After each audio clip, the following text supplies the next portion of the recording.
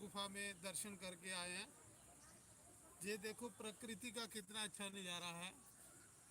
ऐसे है कि जैसे प्रकृति ने खुद किया। तो हम मंदिर में दर्शन करके अभी बाहर आए हैं। बाहर आकर बहुत आनंद है।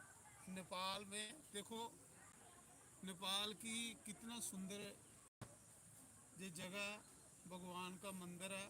गणेश भगवान है, यहाँ पर सिद्धि विनायक का मंदिर है, भगवान शिव का मंदिर है, और भी बहुत सारे मंदिर हैं।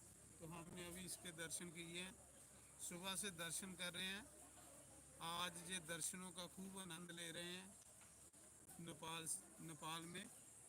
तो बहुत ही अच्छा हुआ। ओम नमः शिवाय। ओम गण गणपते नमः। ओम श्री दुर्गाय नमः। ओम नमः भगवते वासुदेवाय। ओम नमः भगवते वासुदेवाय। ओम नमः भगवते वासुदेवाय। शंकर भगवान की जय। मुक्तिनाथ भगवान की जय। शिव शंकर भगवान